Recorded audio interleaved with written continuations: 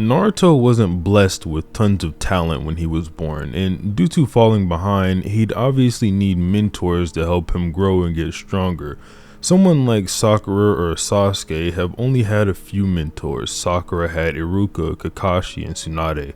Sasuke had Iruka, Kakashi, and Orochimaru, but Naruto had Iruka, Kakashi, Asuma, Jiraiya, Killer Bee, Yamato, the Toad Sages, and even his own dead mom to learn from and help him grow.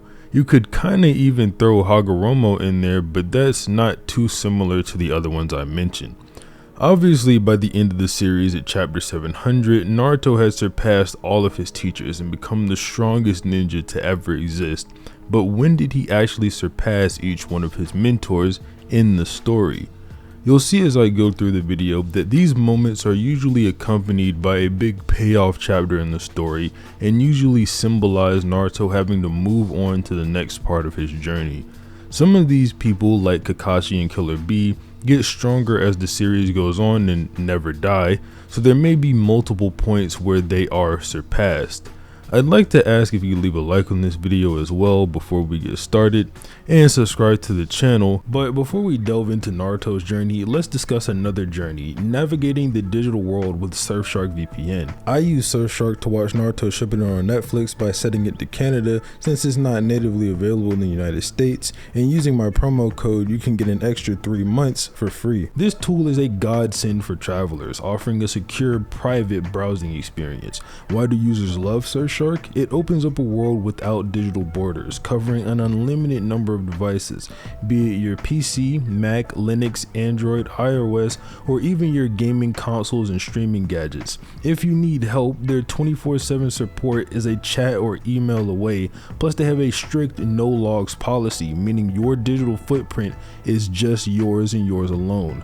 Still unsure? They offer a 30-day money-back guarantee. Currently, they have a fantastic offer, a 24-month plan with 3 extra months for free. Just scan the QR code or click the link in the description and use my promo code 6VPN. Don't wait, enhance your internet security with Surfshark today. The Iruka conversation can be pretty interesting. That is, at least if you're edgy enough, and luckily for everyone here, I'm a power scaler, so I'm exactly the type of guy to take the conversation like this and stretch it to its utmost for power scaling potential. After Naruto returns to the village following the 3-year time skip between parts 1 and 2, Iruka and Naruto have a conversation at Ichiraku Ramen where they talk about Naruto's training, in which Naruto says Jiraiya does not hold back on him.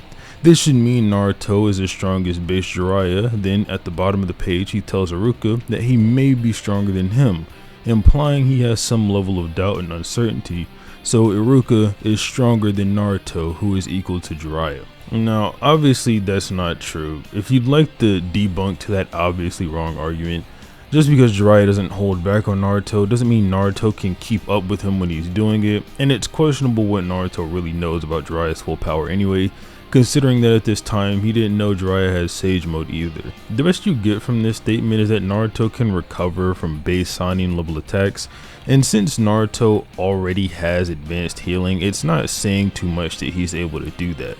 However, the statement at the tail end of the scan where he is saying he may have surpassed Iruka is actually pretty good because it tells us base Naruto might be around the level of a Chunin, which isn't too far-fetched. I mean, all of his peers are Chunin or higher, so it's fine for Naruto to be at that level.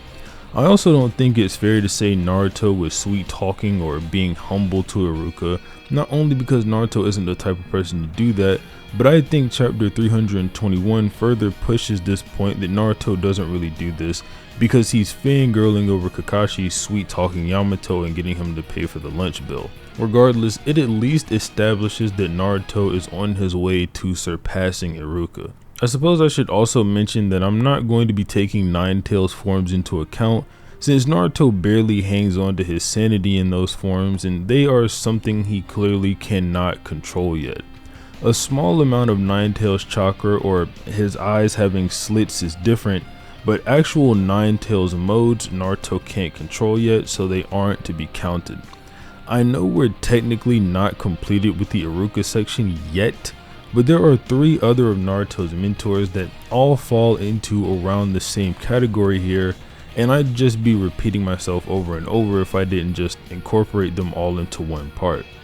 Asuma, Kakashi, Iruka, and Yamato all get surpassed when Naruto learns the Rasen Shuriken.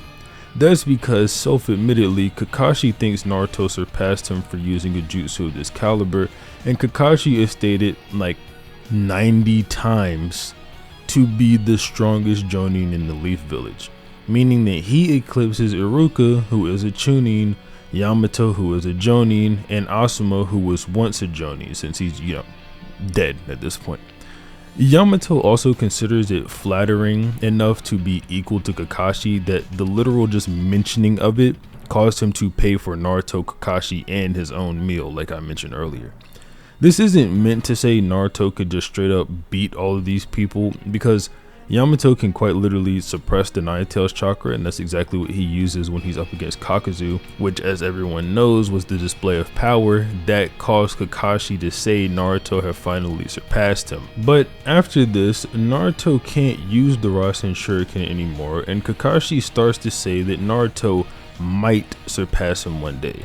So it really was just that jutsu that pushed him over the edge and past all these people. So what's next for Naruto? He gained a new jutsu and a new status, then lost it almost immediately, so we're back to the beginning. And he hasn't actually surpassed Kakashi, Asuma, Yamato, or Iruka yet, at least not with any evidence we can show at this point in the story. But from chapter 342 to around 60 chapters later, on chapter 410, Naruto doesn't really do anything. He's just sort of stuck in a limbo, and then he starts learning Sage Mode at the later point I mentioned. Now, I know everyone probably expected me to touch on Sage Naruto versus Pain yet, and surely he passed Iruka, Kakashi, Asuma, and Yamato there, but no, we don't actually need to go that far in. In chapter 418, Naruto enters his completed Sage Mode for the first time and gains his enhanced durability, strength, and all the other crazy things the Sage Mode comes with. In this same chapter, he gets his jutsu back, the Rasen Shuriken. This is subtle, but if you read Naruto for long enough, you should be able to pick up on this. Naruto is training at night, and we see him say that even though it's far from perfect, he must try it in Sage Mode and make sure that no one catches him. Keep in mind, at this time, the Rasen Shuriken is considered an S-rank forbidden jutsu, so using it is, well, forbidden. But he can't be seen doing that. And then in chapter 432, we see that when Naruto uses his Rasen Shuriken, Ma and Pa both say that they have never seen this jutsu before, and they are both caught off guard even more so when Naruto not only has it, but can throw it as well. Data Book 4 also tells us that Naruto can use the Rasen Shuriken again thanks to his height and toughness that is granted to him in Sage Mode, so I think it's fair to say that Naruto surpassed Kakashi, Iruka, Asuma, and Yamato the moment he obtained completed Sage Mode. That's pretty cool and all, but Naruto still has more mentors like Killer Bee, Jiraiya, and the Toad Sages to surpass.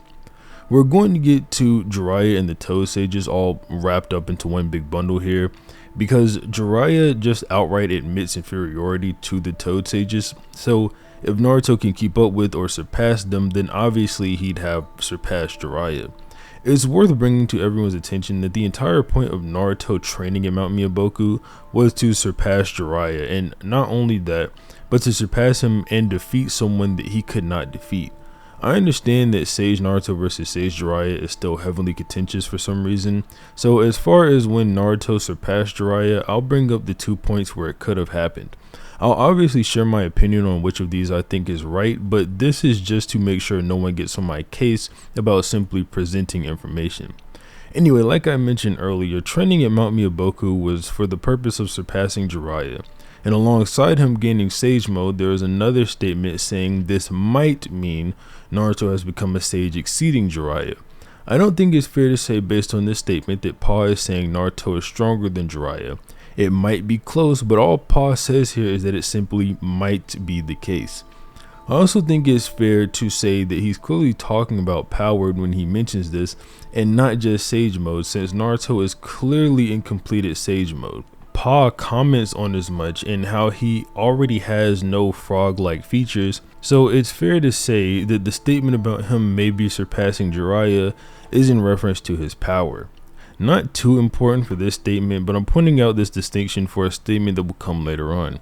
But for now, let's go a little bit further into Naruto's training. In chapter 420, we see Naruto boxing with Pa, and Pa is impressed with his abilities while Naruto is just warming up.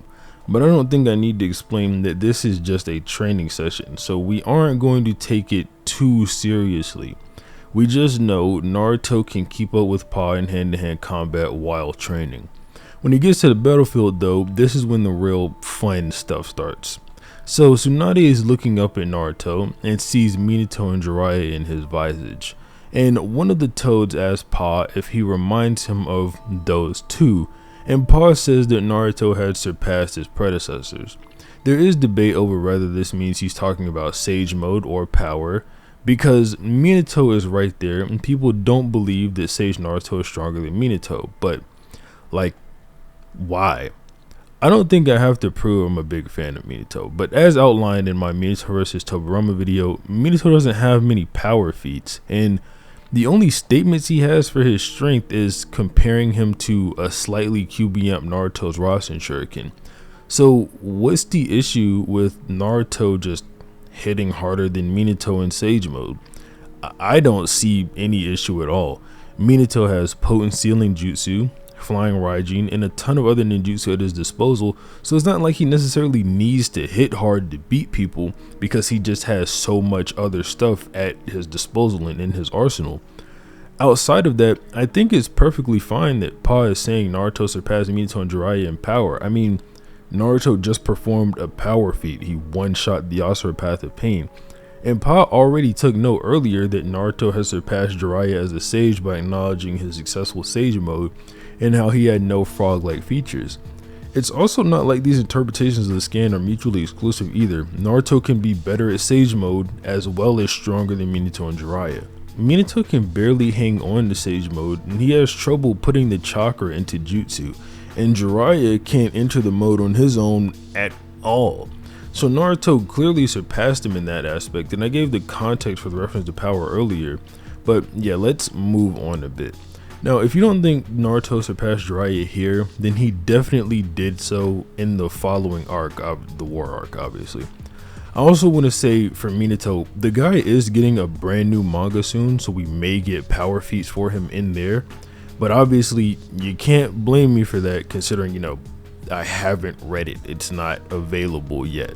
So I'm just going off of what I have right now. I think it's more than fair to say that Naruto has surpassed Jiraiya whenever it comes to the war arc and obtaining KCM, because after he obtains KCM, we know that he outspeeds the Raikage and he's constantly compared to Minato, at least when he's at full power KCM.